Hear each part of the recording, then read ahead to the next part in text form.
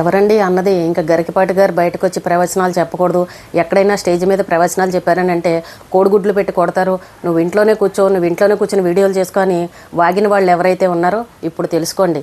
నిన్న శ్రీరామనవమి వేడుకల్లో మణికొండలో రాములవారి కళ్యాణం దగ్గర ప్రవచనాలు చెప్పడం కోసం ఆయన ఆహ్వానించారు. చక్కగా ఆయన వెళ్ళారు, ప్రవచనాలు చెప్పారు. ఇప్పుడు ఏం చెప్తారు చెప్పండి? గరికపాటి గారు మీ మాటలకు భయపడిపోతున్నారా? మీరు కొట్టే తాటేక చప్పులకి ఆయన బెదిరిపోయి ఇంట్లో కూర్చుంటారని అనుకున్నారా?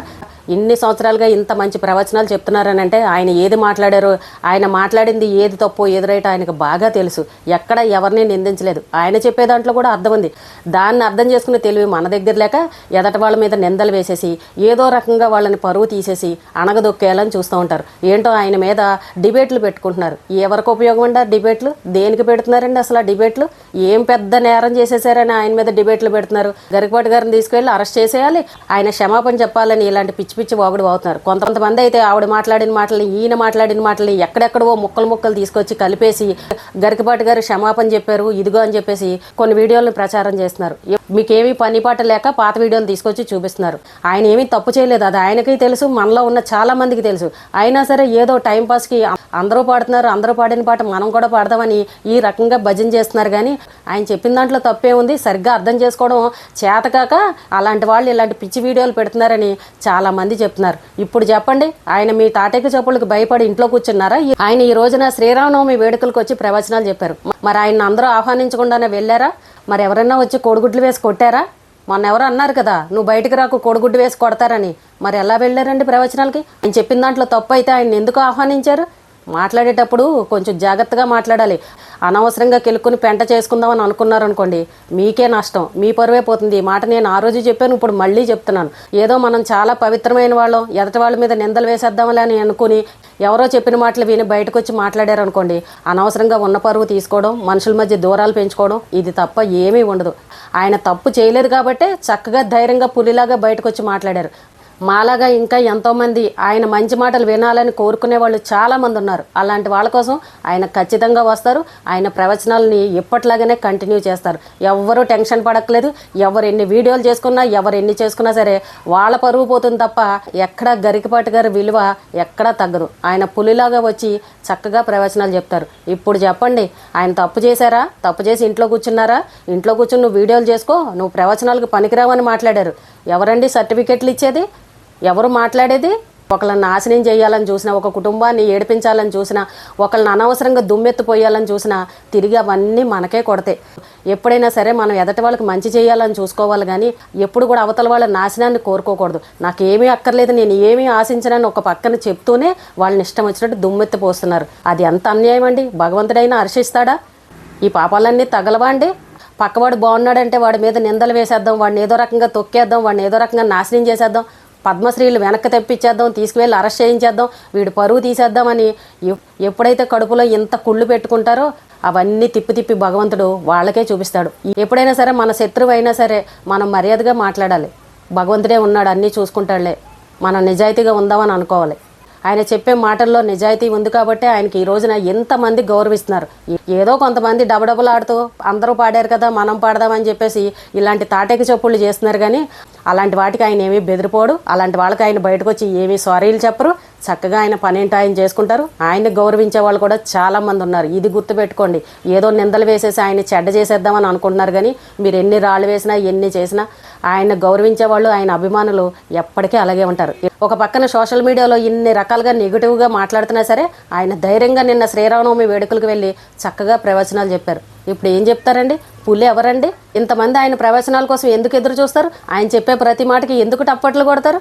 ఆయన చెప్పే దాంట్లో సత్యం ఉంది, ఆయన చెప్పే దాంట్లో నిజం ఉంది. ఆయన అనుభవంతో చెప్తున్నారు, ఆయన మంచి మాటలు చెప్తున్నారు కాబట్టి ఈ రోజున ఆయనకి ఎంతోమంది జోహార్లు కొడుతున్నారు. మీరు కావాలి గురువుగారు, మీ మాటలు మాకు కావాలి, మీరు ఎక్కడ మానద్దు, మీరు ఎప్పుడు ఏ ప్రవచనాలు చెప్పినా మేము చక్కగా వచ్చి వింటామని ఇలా గౌరవంగా మాట్లాడే వాళ్ళు కూడా ఉన్నారు. ఈ రోజున ఎవరండి సిగ్గుపడింది?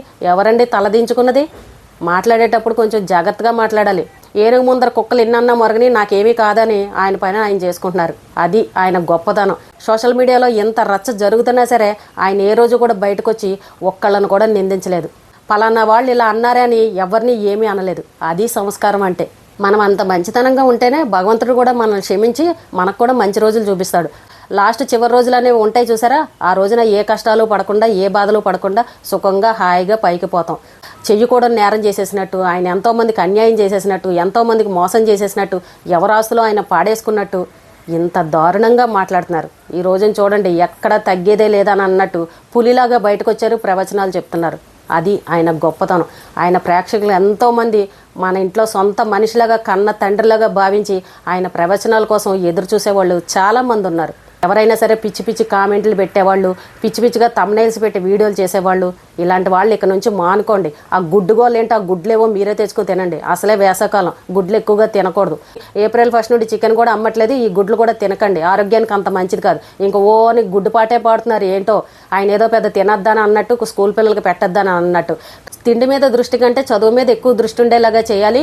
అలాగే అక్కడ ఉన్న మాస్టర్లు కూడా గుడ్డు గురించి, పప్పుల గురించి, వీటి గురించి ఈ లెక్కలు చెప్పడం కాదు. పిల్లలకి ఎంత చదువు చెప్తున్నాం, పిల్లలు ఎంత బాగా చదువుతున్నారు, పిల్లలకి నాణ్యమైన చదువు అందిస్తున్నామా లేదా అనేది ఇలాంటి వాటిపైన దృష్టి పెట్టండి రా అని ఆయన భాషలో, ఆయన లాంగ్వేజ్లో చక్కగా ఆయన స్టైల్లో చెప్తే అది జనాలు ఎవ్వరికి కూడా ఎక్కదు. ఏదేదో మెలుకులు పెట్టేసి ఎవరు ఇష్టం వచ్చినట్టు వాళ్ళు వాగేస్తున్నారు. ఈ వయసులో ఆయన ఏమీ కష్టపడాల్సినంత అవసరం లేదు, ఆయనకు బోళ్ళంత ఉంది. మన కోసమే ఆయన బయటకు వస్తున్నారు. మన నోటి మాట వల్ల ఎంతోమంది జీవితాలు బాగుపడుతున్నాయి, ఎన్నో కుటుంబాలు బాగుపడుతున్నాయి అన్న ఆలోచనతోటి ఆయన బయటకు వచ్చి ఇలాంటి మంచి మాటలతోటి ఎంతోమంది జీవితాలను బాగు చేస్తున్నారు. ఇదంతా కుళ్ళు పెట్టేసుకొని వీడు ఎందుకు ఎదగాలి, వీడిని తొక్కేయాలి, వీడికి పద్మశ్రీ ఎందుకు రావాలి, వీడిని కోట్లు ఎందుకు సంపాదించాలని ఆయన మీద ఇష్టం వచ్చినట్టు రాళ్ళు వేస్తున్నారు. తిరిగి ఆ రాళ్ళన్నీ మీ మీదే పడతాయి. ఇంకా మీ ఇష్టం, మీరు ఎన్నన్నా చేసుకోండి, ఆయన ఏమీ పట్టించుకోరు. ఎవరిని బయటకు వచ్చి కామెంట్ చేయరు, ఎవరిని అసభ్యకరంగా మాట్లాడరు. ఇంతమంది ఇన్ని వీడియోలు చేసినా ఆయన ఒక్క మాట కూడా మాట్లాడలేదనంటే అది సంస్కారవంతుల లక్షణం. ఎవరికి సమాధానం చెప్పాలో, ఎవరికి సమాధానం చెప్పకుండా ఉండాలో ఆయనకు బాగా తెలుసు. నేను మొన్నే చెప్పాను, మౌనంగా ఉంటేనే గౌరవంగా ఉంటుంది, మౌనంగా ఉంటేనే మనం ఏదైనా సాధించగలం, ఏదైనా సరే ప్రేమతో సాధించుకోవాలి, కానీ విరోధం పెట్టుకుని ఏది సాధించలేమని మొన్న ఈ మంచి మాటలే నేను చెప్పాను. కానీ అవి కొంతమంది జనాలకి ఎక్కలేదు, నచ్చలేదు. ఎప్పుడైనా సరేనండి, ఆవేశంలో, కోపంలో ఇష్టం వచ్చినట్టు మనం మాట్లాడేస్తాం, కానీ ఆ మాటల ప్రభావం చాలా ఉంటుంది. సైలెంట్గా ఎప్పుడైతే ఉంటామో అదే మనకు చాలా గౌరవం. ఎవరి కుటుంబంలో అయినా సరేనండి, ఎప్పుడు మాట్లాడాలో అప్పుడే మాట్లాడాలి. అవకాశం దొరికింది కదా, నోరుంది కదా అని చెప్పేసి పిచ్చి పిచ్చిగా వాగారు అనుకోండి, వాళ్లే చెడ్డ అయిపోతారు, వాళ్ళ పరువే పోతుంది. ఎప్పుడైనా సరే మౌనానికి చాలా గౌరవం ఉంటుంది, చాలా విలువ ఉంటుంది. సైలెంట్గా ఉన్నాడని అంటే వాడు చేతగాని వాడని కాదు, అదొక సంస్కారం అంతే. దాన్ని అర్థం చేసుకోలేని పిచ్చి వాళ్ళు ఉంటారు చూసారా, వాళ్లే ఇలా బయటకు వచ్చి వాగేది. ఇప్పుడు ఆయన చూసి తెలుసుకోండి. పులిలాగా బయటకు వచ్చారు, చక్కగా ప్రవచనాలు చెప్పుకుంటారు, ఆయన పని ఆయన చేసుకుంటారు. పిచ్చి పిచ్చి వీడియోలు చేసేవాళ్ళు ఎవరైతే ఉన్నారో ఇప్పుడు ఆయన చూసి తెలుసుకోండి. ఈ రోజుకి ఇదేనండి. రేపు మళ్ళీ ఒక మంచి వీడియోతో మళ్ళీ కలుద్దాం.